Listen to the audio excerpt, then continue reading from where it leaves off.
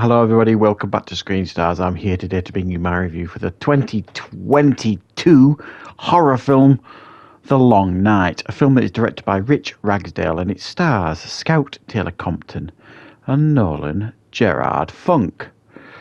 Now, the film focuses on Scout Taylor-Compton's character Grace, who was adopted as a child. She's no idea who her parents is, and she's kind of given a clue by some guy down in the south who tells her that he can introduce her to her family.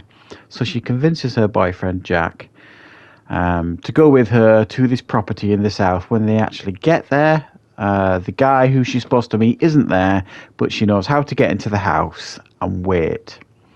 Then, when the night arrives, there's this strange demonic worshipping cult outside the house that seems to have some dark purposes for Scout Taylor-Compton's character Grace, and she might not wish to be introduced to her family after all. Right, what are my thoughts on The Long Night?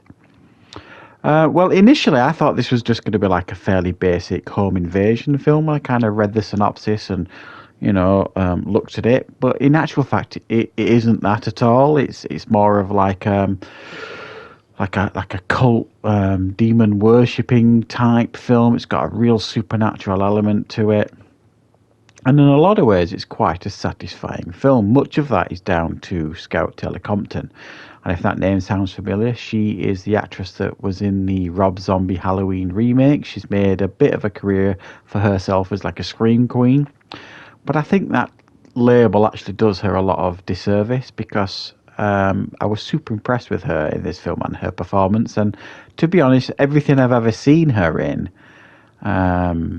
tells me that she's a very good actress. She fully commits, as she does again here, to the performance, to the role, to the character. That at times this film demands a very physical performance from her, and she's full on and gives it everything. So I really do applaud her for that. And I think actually she's probably deserving of more recognition and bigger parts than some other films she's actually getting.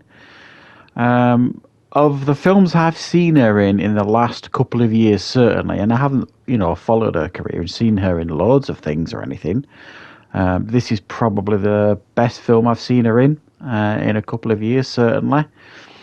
I just thought this film kept me completely engaged throughout. You know what I mean? It's not a perfect film, and a film of this kind of level and budget is not going to be. But when you get performers like her who are taking the material seriously and committing to the role, it really does help you as an audience member to feel immersed and engaged in the film that you're watching, and she certainly helps you do that.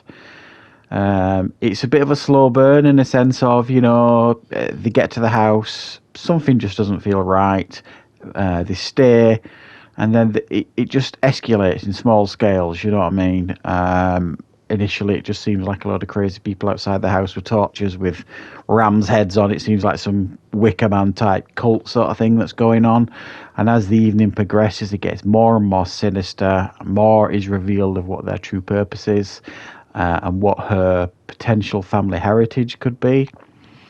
And it just gets darker and darker and darker and more bloody as the evening and the film goes on.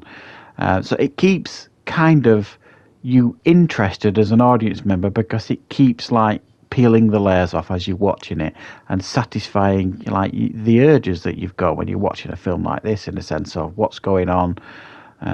You start having your suspicions at certain points in the film, and then it kind of slowly reveals what's going on, and it's the biggest letdown, I suppose, with the film is it's fairly predictable. It certainly was to me, in regards to what's going on. I kind of figured it out, as I'm sure many of you will when you're watching the film, as to what her true purpose is, why she's there, her family heritage, all this kind of stuff. And, you guys are intelligent people are watching this, you're probably figuring it out just from the things I'm trying to say here, by not giving away spoilers sort of thing.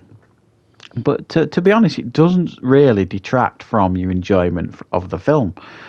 They make a couple of missteps here. I mean, they throw Jeff Fahey into the film. I remember him.